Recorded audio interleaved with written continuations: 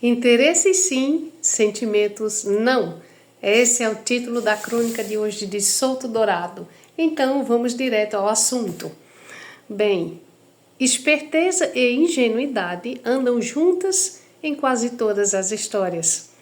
A primeira ingenuidade do petróleo nacional começa em Alagoas, em 1918, e termina com a Lei 2004, que criou a Petrobras.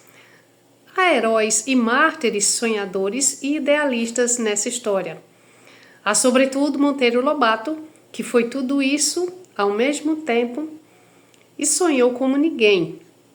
E porque sonhou, foi preso pela ditadura de então. Na sua época era proibido sonhar com petróleos. E a prova de que não apenas sonhava é que lutou, fundou refinarias. Arruinou-se ou chegou perto da ruína. Salvou o exílio e uma obra literária que o imortalizou.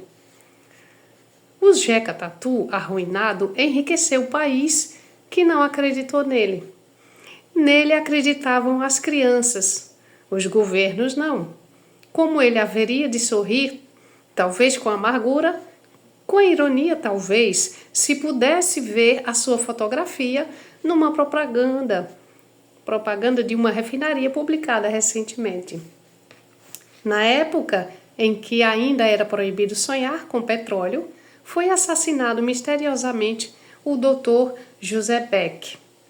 Pouco depois, suicidaram Pinto Martins num hotel do Rio e com ele desapareceu a documentação original de José Beck. Mas para o Serviço Geológico Federal, Beck era um pobre velho bronco. Sadio e rico era o tal serviço que já decidira que não havia possibilidades da existência do petróleo na região alagoana. Mesmo com essa decisão, Edson de Carvalho e José Leão firmaram contrato para explorar essa área.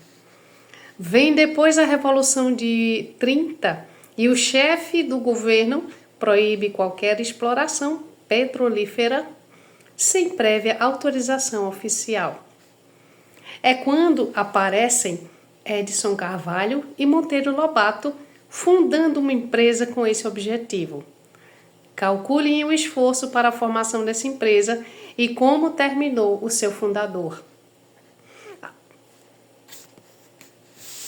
As dificuldades para integralizar o seu capital num país sem poupança e sem os mecanismos de que hoje já dispõe para arrecadá-lo. Depois da campanha do descrédito para afugentar os prováveis subscritores, atingindo com injúria a Edson de Carvalho e Monteiro Lobato. Não tirava petróleo e nem deixava que ninguém tirasse. Seria o slogan do governo de então, como dizia Edson de Carvalho no seu livro publicado em 1958. A má vontade do Serviço Federal chegou ao ponto de mandar retirar uma sonda emprestada ao estado de Alagoas, fato que provocou enérgico e brioso protesto do seu governador, o Dr. Osman Loureiro. Desassistido, amargurado e desiludido, vai Edson de Carvalho para a Bahia ajudar a outro idealista, Oscar Cordeiro, a fazer jorrar em Lobato o primeiro petróleo nacional. Depois disso, em pagamento ao seu extraordinário esforço, viu a sua empresa líquida, os seus escritórios vasculhados pela polícia e terminou como réu no Tribunal de Segurança. Hoje, se vivo estiver como desejo, ele deve estar eufórico e sentir-se um pouco dono de cada poço que se descobrir pela sua obra de pioneiro. Mas sempre há uma segunda ingenuidade, principalmente em matéria de petróleo. E essa me pareceu a entrevista do ministro Schigek Wake, eu não sei que língua é essa, né? Se é alemã, das Minas e Energias, acenando para o capital estrangeiro como uma solução para o nosso petróleo, com os chamados contratos a risco, Felizmente para nós, as lideranças do governo e da oposição reagiram incontinente às palavras do ministro Wake. Assim podemos avaliar o quanto vale um Congresso funcionando livremente na sua missão patriótica e fiscalizadora. As divergências ocasionais e profundas em tantos problemas uniram essa liderança na defesa comum dos interesses nacionais.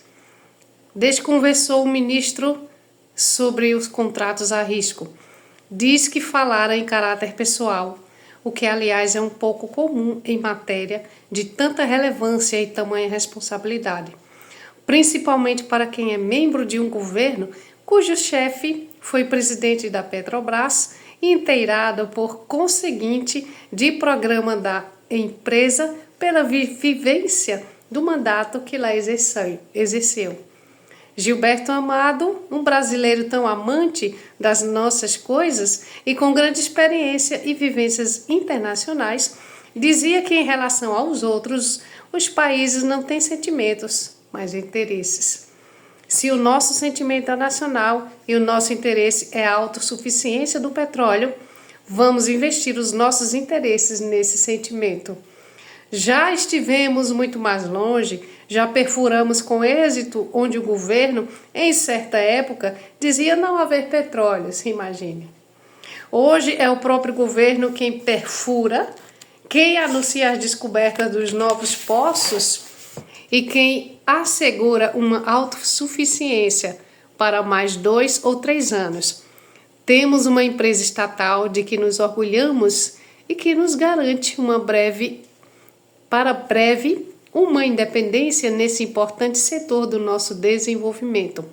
Quem chegou até aqui sozinho não precisa mais correr risco com ninguém.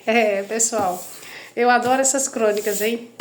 Bom demais, aí a gente fica sabendo um pouquinho de onde vem a nossa origem, né? A nossa origem econômica, política, social, etc, etc e tal. É isso aí, amanhã tem mais.